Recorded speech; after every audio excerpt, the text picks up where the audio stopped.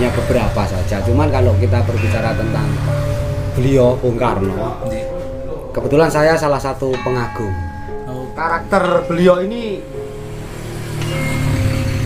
istimewa, unik, seni, karena saya merasa ini sebuah anugerah, nggak semua orang bisa. Belajar pun kadang juga belum tentu bisa. Lah kalau ini saya abaikan, dosa.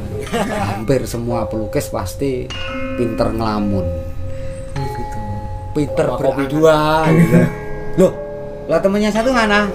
Loh, dari tadi sendirian. Loh, tadi kayak ada yang nemenin ya, seperti itu.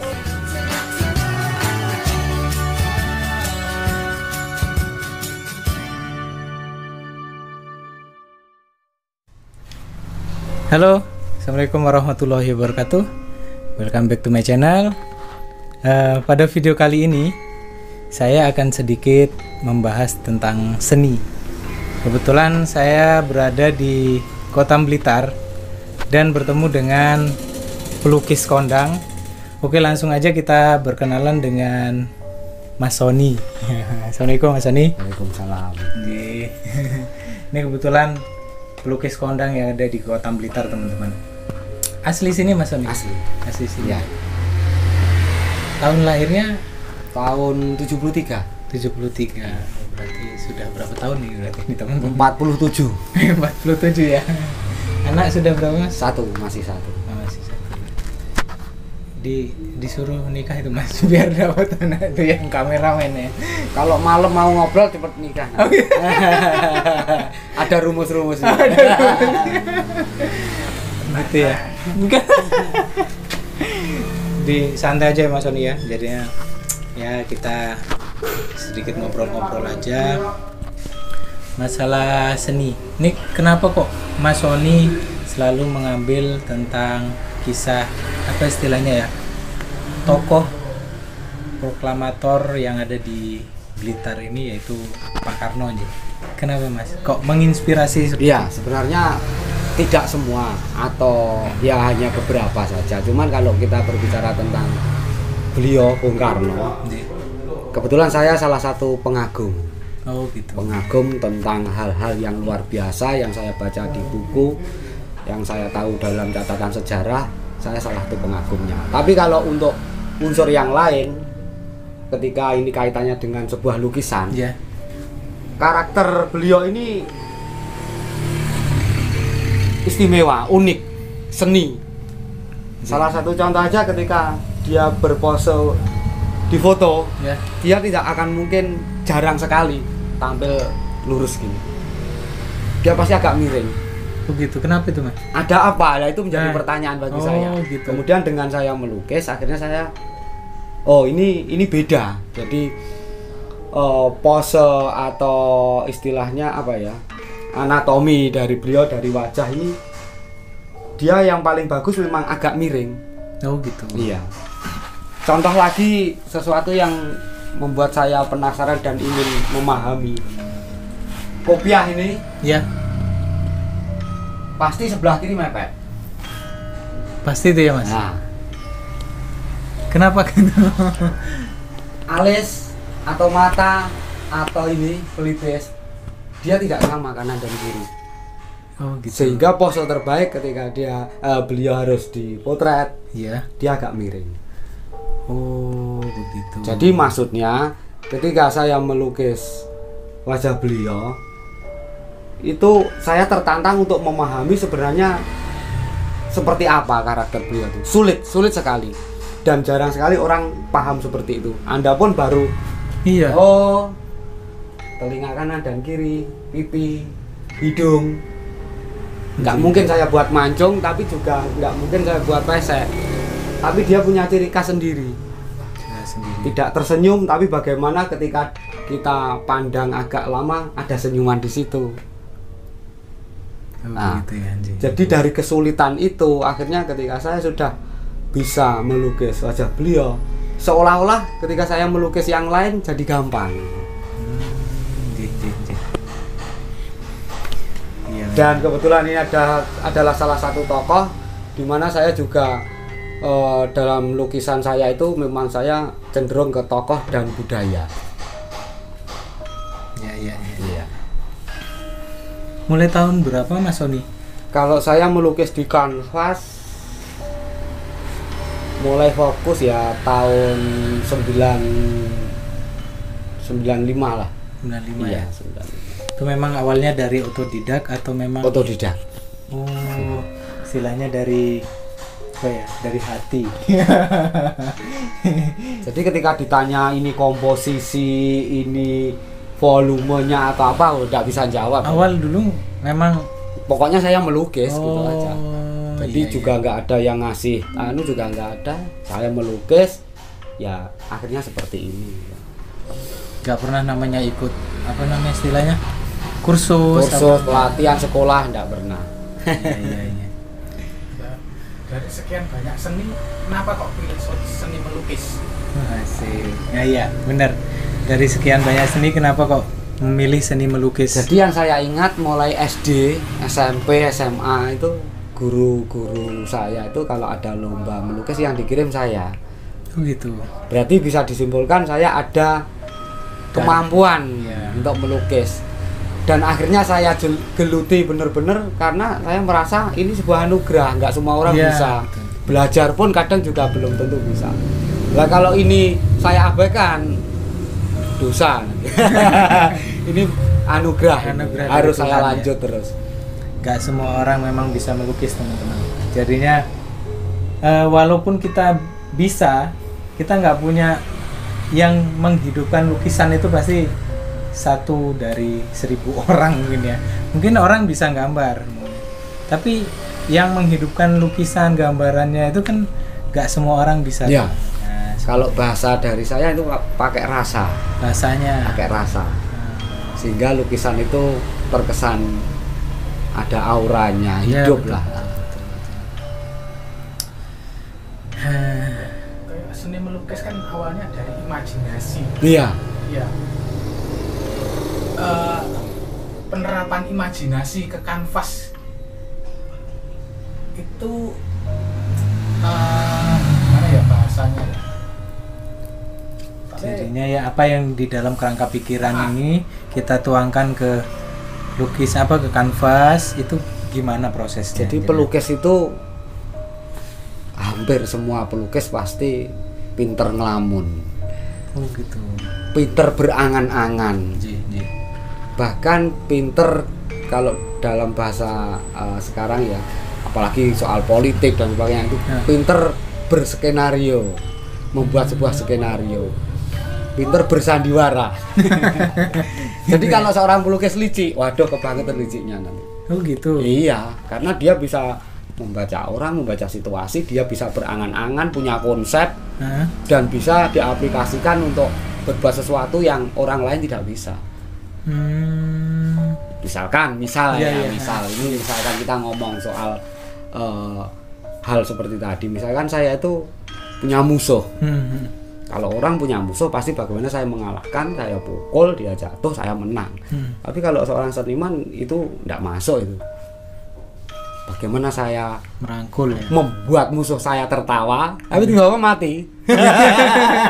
Oh gitu. Dia tidak merasa kalah. Tapi sebenarnya saya pemenangnya kan gitu. Karena ini imajinasi saya penuh.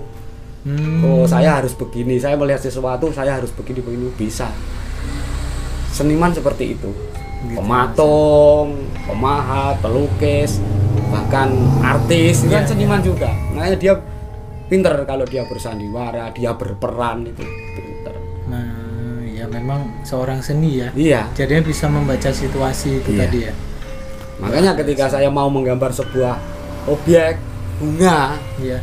di sini sudah harus ada dulu bunga itu seperti apa.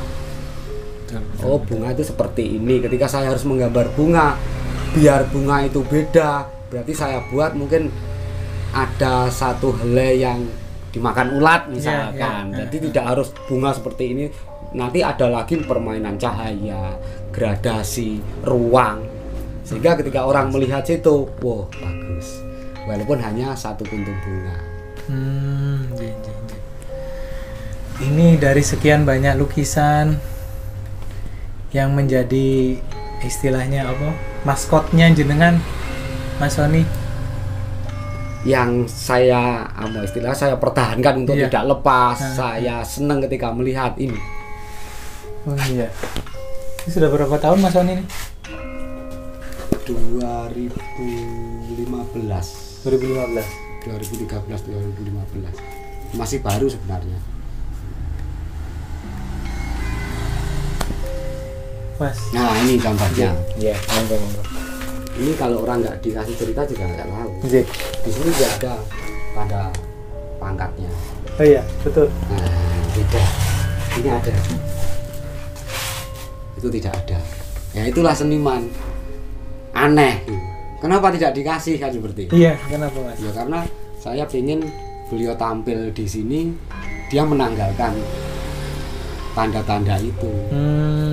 Ya, Ada dia- makna ya di Iya, baliknya. dia adalah seorang Bung Karno, bukan seorang yang berpangkat lagi.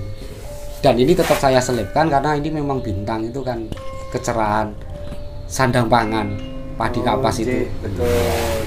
Karena Arti saya dari- saya lebih cocok kalau beliau tampil sebagai bapak bangsa, sebagai pengayom, sebagai sang proklamator, bukan sebagai panglima tertinggi. Mas, ada ya, saya dengar itu ya pelukis-pelukis kayak melukis sesuatu yang lebih ke arah ini kan istilahnya sejarah ya. Sejarah ini kadang bisa dikait-kaitkan dengan hal-hal yang mistis ya istilahnya ya. Hal-hal yang itu memang harus disiapkan seperti apa Ritual, puasa. seperti itu memang Mas. Kalau jawaban saya sebenarnya itu hanya sarana untuk kita lebih Tenang. fokus, Oh. konsentrasi. Betul. Ketika saya mau melukis bunga, ya bunga itu harus saya lihat dulu.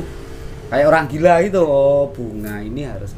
Ketika saya melukis tokoh, berarti saya harus di sini tokoh itu sudah harus ada di bayangan saya, di otak saya. Oh gitu. Biar lebih tajam lagi, istilahnya mungkin saya harus kirim doa. Oh ini. Ada rasa tanggung jawab ketika saya sudah kirim doa, ketika saya sudah mungkin ziarah, sehingga rasa tanggung jawab bahwa lukisan ini harus jadi bagus gitu. Oh, betul. Kalau masalah ritual atau harus apa itu kan bahasa saja. Untuk mencapai ketenangan tadi. Iya, konsentrasi Pak. Betul. Mas Sony, ada hal-hal yang lucu nggak terkait dengan selama ini melukis apa dan bertemu orang apa hal-hal yang unik lah menurut jenengan? Kadang ketika saya harus melukis tokoh, Nggih. bisa Bung Karno, bisa yang lain, Hmm. mungkin karena sugesti orang atau budaya ya. Iya. Ketika saya melukis sendiri, terus ada temen lewat, Nggih. kemudian temen yang lewat tadi itu balik lagi bawa kopi 2 gitu. Loh, lah temennya satu mana? Loh, dari tadi sendirian. Loh, tadi kayak ada yang nemeni ya, seperti itu. Oh memang seperti itu. Ya nggak tahu itu gimana, Iya, tapi iya. hal itu kadang beberapa kali terjadi. Oh seperti ada yang nemeni. Ya, ketika pas melukis sampai 2 bulan, lukisan besar yang rekor itu di atas, Nah. ya itu loh. Tadi yang bantu siapa gitu? Padahal saya sendiri. Gitu. Itu capaian yang Mas Sony pernah dapat sama ini yang paling nggak bisa terlupakan apa Mas Sony? Apa ya? Ketika saya melukis yang rekor Muri, jadi kalau Muri itu sebenarnya rekor dunia untuk Indonesia. Iya. 2 bulan, kemudian hari-hari terakhir full nggak tidur. Nah, itu. Saya bisa bertahan, kesehatan prima, 2 bulan tanpa istirahat, kemudian hari-hari terakhir tanpa tidur saya bisa bertahan. Ketika saya selesai juga sempat merenung, loh Kok bisa? kok bisa gitu.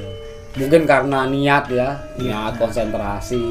Tapi ya kadang orang kan dikait-kaitkan juga. Betul. Oh itu karena ini ya. Ya itu hak mereka. Itu memang mungkin kalau saya sendiri juga karena kita sudah punya tanggung jawab tadi, Iya. harus menyelesaikan dan punya semangat tadi. Iya. Ya itu mungkin yang bisa menguatkan Mas Sony tadi ya. Terus terkait apa namanya dengan lukisan, terus dengan kehidupannya Mas Sony dengan keluarga di samping Mas. Pripun Mas Sony? Kalau istri mendukung ya Mas ya? 100%. 100% karena memang saat ini ya memang ini kehidupan saya. Betul. Dan alhamdulillah ini bisa saya jadikan sandaran hidup. Iya. Pawon ngebul. Istilahnya Iya. ada hasil ya Mas Iya. ya. Kalau misalkan Mas Sony untuk lukisan-lukisan ya dikomersilkan ada ya Mas Sony ya? Ada. Jadi selain ada pesanan, Ya. nanti sifat-sifat model kayak souvenir itu ada. Tapi cuman untuk beberapa saat ini belum, karena masih renovasi.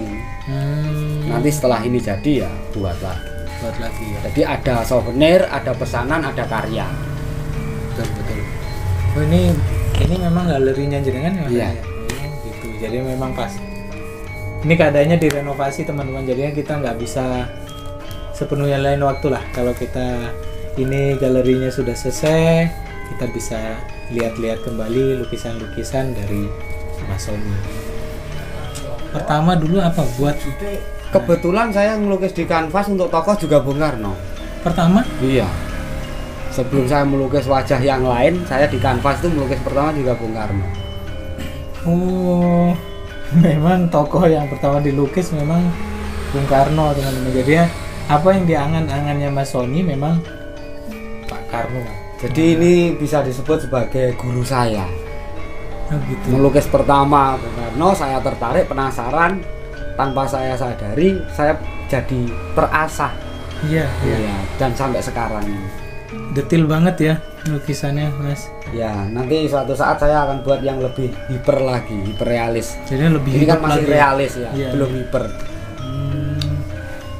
Nah, pertanyaan saya Mas, mungkin ya pasti kan setiap seniman pasti ada angan-angan memiliki nilai dari hasil karyanya. Nah, pernah nggak paling tinggi berapa Mas Sony? Kalau untuk membuat sebuah karya Iya. murni, Betul. bener-bener dari sini, Iya. bisa dikatakan saya belum, Belum ya? karena masih proses belajar juga. Dan itu pengen nanti, pengennya kalau saya buat karya murni, ada orang nawar ya 1 triliun kan. Amin. gitu. Amin Mas. Jadi kalau yang saat ini ya kadang ada orang pengen, ada sempat nawar juga, ya. Yang terakhir yang agak lumayan pernah ditawar 80. 80 juta. Iya. Tokoh juga. Ini Kembali ini lagi. Jadi memang ini maskotnya Mas Sony ini. jimat, Jimatnya barang Mas Sony. siji di rumah. Janji Mas Sony. Sekian gambar itu model dagu nih. Loro itu mah podo.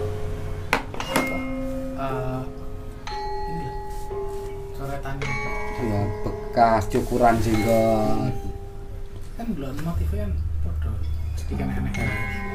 Oh, memang harus ya mendalami karakter yang mau digambar ya Mas. Iya. Jadi ada, Detailnya apa? jangan sampai kita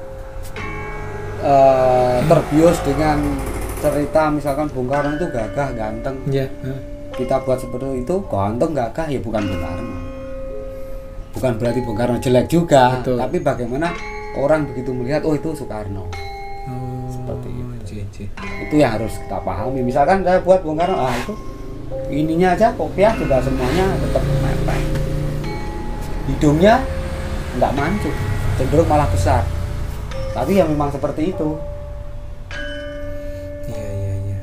Mas, nilai-nilai ini kan dari lukisan pasti ada pengaruh ke jenengan sendiri ya.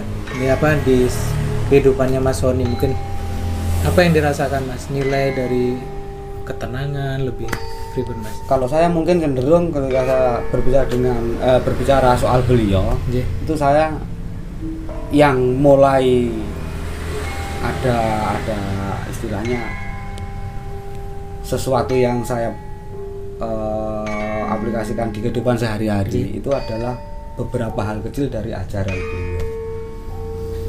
ajaran untuk bagaimana peduli dengan masyarakat, menanamkan gotong royong, kemudian peduli dengan yang mungkin nasibnya lebih dari saya, lebih ke bawah, peduli.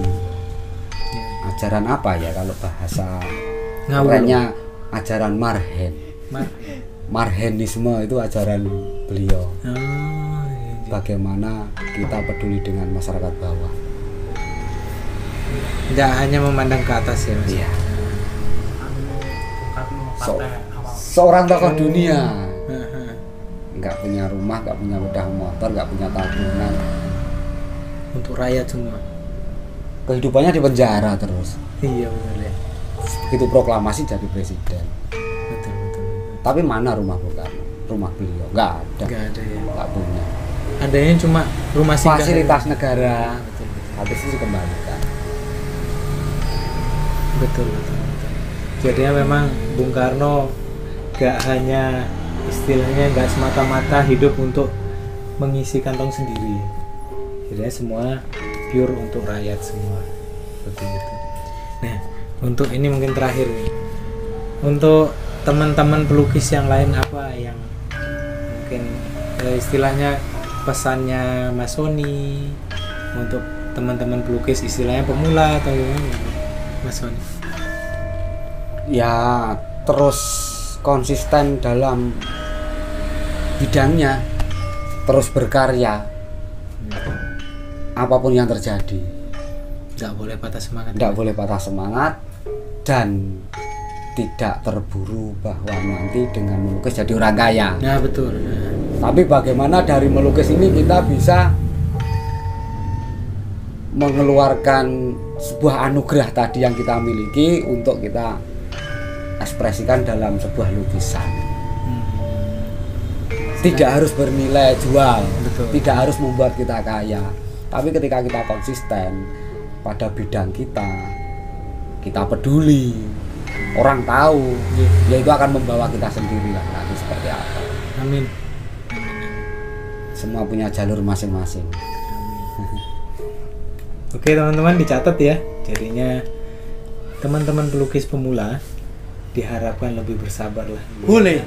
Jadi karyanya nanti berangan-angan untuk jadikan uang boleh, sah. Sah-sah aja ya. Tapi jangan di awal. Nanti ada tahapnya. Di awal kita konsisten aja. Konsisten, curahan isi hati, kita dari imajinasi kita ungkapkan di kanvas dengan gaya kita sendiri. Jadi tidak menjiplak, tidak, ya istilahnya boleh kalau untuk tambahan ilmu, tapi kalau bisa kita konsisten dengan gaya kita, pasti nanti ketemu, dan itu yang dicari banyak orang. Oh gitu ya. Jadi jangan di awal itu komersil dulu, karena kalau di awal komersil berarti nanti untuk angan-angan yang mungkin agak tinggi itu tadi udah kepotong. Iya betul. Akhirnya jadi pelukis souvenir. Bukan sebuah karya lagi. Iya. Pelukis souvenir. Nggak dari hati tadi ya. Kalau saya komersil tidak mungkin saya gambar seperti ini jelek ini. Pasti bidadari. Cantik, bagus, orang tertarik untuk beli. Oh, tidak masalah. Saya pengen seperti ini ya sudah seperti ini. Apa yang ada di pikiran ya? Nah, iya. Saya tuangkan seperti ini. Ini keangkara murkaan.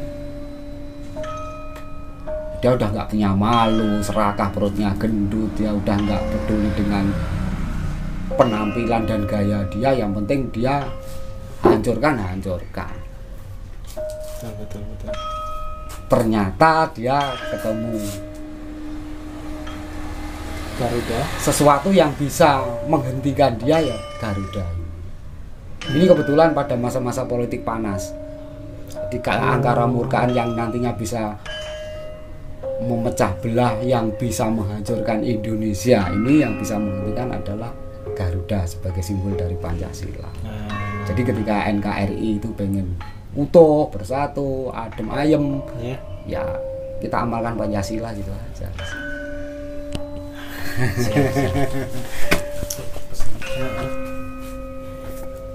Oke teman-teman, Mungkin sekian dulu video singkat kita tentang apa profilnya Mas Sony, terus mulai awalnya Mas Sony melukis. Ya, mudah-mudahan bermanfaat untuk teman-teman pelukis pemula. Lain waktu kita bisa sambung kembali sambil menunggu galerinya Mas Sony sudah selesai. Oke Mas Sony, terima kasih banyak sudah menularkan pikiran-pikirannya ke teman-teman, mudah-mudahan bermanfaat ya. Sekian dulu. Iya. Wassalamualaikum warahmatullahi wabarakatuh.